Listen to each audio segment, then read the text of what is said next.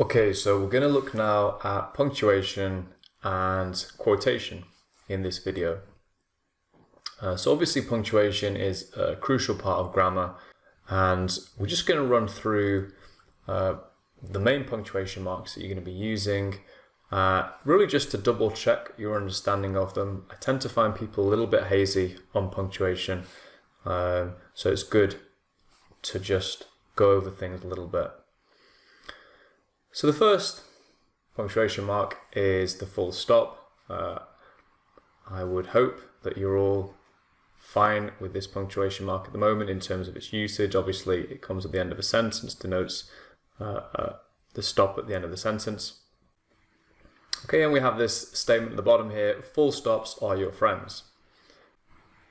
And all I mean by that is basically you want to make sure that your sentences are not too long. This is something I see with a lot of students. They seem almost reluctant to use a full stop. They're writing 5- and 6-line sentences, which grammatically break down or often logically break down as well. And those sentences would be much better written if they were broken up into 2 or 3 smaller sentences, obviously being broken up with full stops.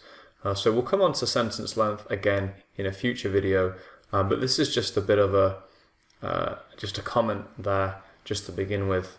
Do make sure you're using full stops to control sentence length. Okay, so moving on now to commas. Typically when I ask students how they use commas, what they understand about the usage, the main response I get back from people is that commas just used really just to break things up a little bit, to leave a bit of a pause in the sentence. Now, while it is true that you pause when you use a comma, there are actually several grammatical situations in which you must use a comma. And the 4 most common situations we're going to look at here on this page. And in fact, this page really covers all of the usages that you would need at GCSE level, and indeed far beyond GCSE level. These are the rules in relation to commas. So the first one on the left hand side here is a list. Hopefully this is something you're already familiar with. Use a comma in a list where you have multiple items. So for example, I went to the supermarket to purchase butter, jam, milk and eggs, and we have commas breaking up the items on that list. In the second example here, we actually have multiple adjectives that are describing a noun. The tall, spooky old tree stood at the top of the hill. And we have commas between tall, spooky and old, just to break up those different adjectives. So we have a list of descriptors there. So these are both lists. One is a list of nouns and then another is a list of adjectives describing a noun. Okay, so moving on to this usage on the right hand side. We use commas after introductory adverbs. So the example given here is, unfortunately, there were no chocolate cakes left. So introductory adverbs such as unfortunately, fortunately, firstly, principally, we put a little comma after them before we then continue on with the sentence. Okay, so moving down to this left-hand side, bracket commas. So I'll just read the example out first of all. I called Michael, a friend I had known since high school, to discuss an exciting business opportunity. Okay, so in this sentence, we have the main information, and then we have supplementary information. And the supplementary information is contained between the 2 commas. So this sentence would stand alone without this additional information here. So I called Michael to discuss an exciting business opportunity. That sentence would make complete grammatical sense on its own. However, we've added an extra little bit of information here. I called Michael, a friend I had known since high school, to discuss an exciting business opportunity. And we put that additional information between the brackets. That's why we call it bracket comma. You can also call it a parenthesis as well, but a bracket comma is also a nice way of just remembering that one. In terms of style, I much prefer students to use bracket commas to actual brackets. Brackets really should just be used to frame one individual word or maybe a couple of words, just to give a bit of clarity. So for instance, after a quotation, you might put in brackets line 7, something like that. But you shouldn't really be using them within the context of a constructed sentence. Okay, the last one on the right hand side here, we use commas to separate independent clauses. So just to clarify the definition of this word here, a clause is just a subject and a verb. Now, I know in the previous video we'd said a sentence is a subject and verb, and both of those things are true. A sentence is a minimum of one clause, and a clause is a subject and verb. So logically, a sentence also has to be a subject and a verb. So let's have a look at this example here. Whichever course you choose, you will have to work hard. So we have a subject and verb here, subject you and verb choose. And then we've got in the second part of the sentence, subject again, you, and then will have to. That's actually a verb phrase there. So we've got subject and verb, subject and verb. And in order to separate those, we put a comma between them. So as I say, this is all you need to know about commas. This usage would get you through basically your whole life. So do refer to the text guide.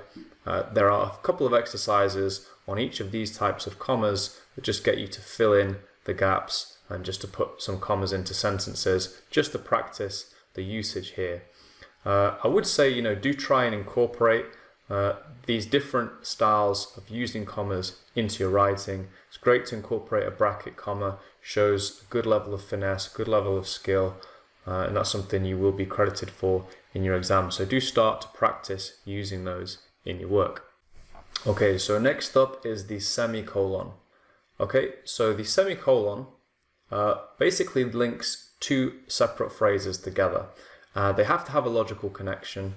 So semicolon is used instead of a full stop often, and it just adds more flow between the two sentences. And so there are a few examples here. AC/DC were a great band. I went to see them play in Argentina. And there's a semicolon in there, rather than a full stop. It just adds a little bit more flow into our sentence. I love learning languages. Speaking with people from a different culture is fascinating. So we've got a semicolon in there. It just adds a little bit more flow between the two sentences. And then the last one, Ferraris are incredible cars. I'd love to take one for a ride. We could put a full stop in each of these cases, but we've used a semicolon instead because we want there to be a different sense of flow, different dynamic in the sentence. Now, crucially, the two phrases have to be linked. So I couldn't say, I love learning languages, I'm having lunch at 3 o'clock. You couldn't put a semicolon between those two things because they're unrelated. So you'd have to put a full stop there. So the semicolon is a punctuation mark people tend to be really unsure about, but there's no reason to feel unsure or lacking in confidence about its usage. The usage is very simple. This is the only usage that you will employ in your GCSE exam. So do start to play around with this, start to incorporate it into your writing. You'll find, again, it's just going to add a little bit more finesse, a little bit more subtlety to your writing. There is one secondary usage of the semicolon, which is to separate very long items on a list. So for example, if a list almost consists of maybe almost a sentence per item, you would separate the items with a semicolon, and it just adds extra clarity that this is the end of this item now. Now I've put an example of that usage in the text guide. You want to recognize it, but don't worry about using it. You're not really going to have to use it at GCSE level. So next up is the colon. So there are various usage. Again, this is all outlined in the text guide, but let's have a look at a few of the main ones here. So we use a colon to introduce a list. We bought the following items: hairspray, shaving foam, soap and shampoo. And we use a colon there just to denote we're about to go into a list. This is quite a skilled usage to emphasize a word at the end of a sentence. So there is one thing you need to know about Manchester: it rains. And the sentence really highlights the kind of final exclamation here, it rains. And the colon kind of puts this on a pedestal, really shines a spotlight on it. And so we can use the colon to emphasize a word or a phrase at the end of a sentence. This is quite a skilled usage. Be on the lookout for it. You may want to try it out yourself, see if you can pull it off. Third usage here, to provide a quotation. So in line 12, the text states, "There is no better way to spend your afternoon than studying." So we've got a colon there after states, and then we just go into the quotation itself. And this is called a formal quotation. We'll come back to this later in this video. But this is also a common usage of the colon. We also use colon very commonly in headings as well, and you see that throughout this document. Okay, so that's the colon. I think it's quite a simple punctuation mark, to be honest with you, so we'll move on from there. Next up is the apostrophe. This is the most commonly misused and missed out punctuation mark. However, the rule is actually very simple, so let's just go and clarify that now. So we use an apostrophe first of all for possession. This is Ben's bike. Those are the cathedral's books. So in example 1, the bike belongs to Ben, so we put an apostrophe between the N and the S.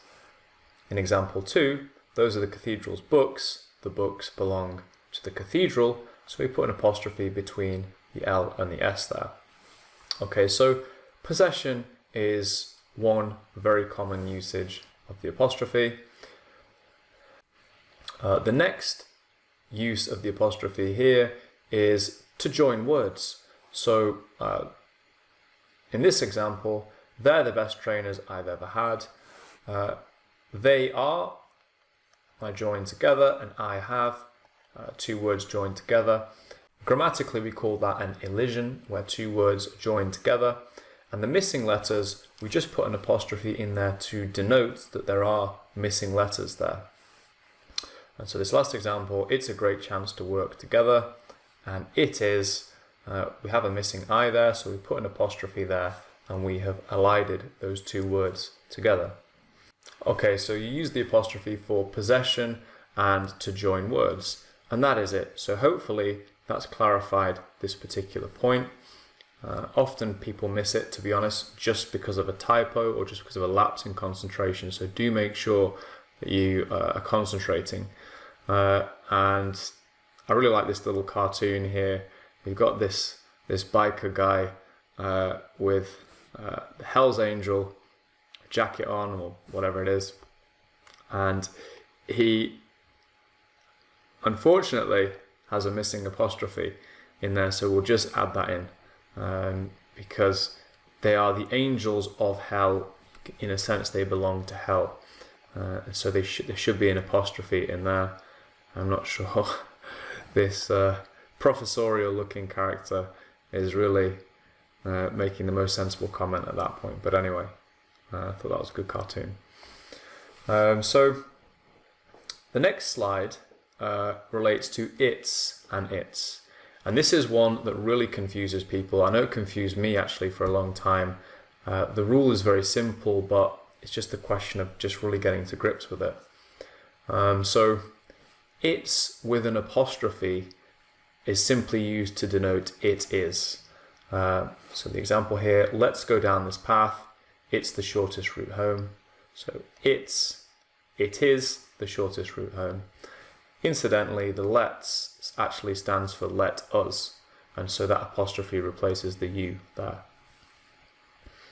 Now we do have its without an apostrophe, and we use this in the same way that we would use his or hers or her. It denotes possession, but we don't put an apostrophe in this case.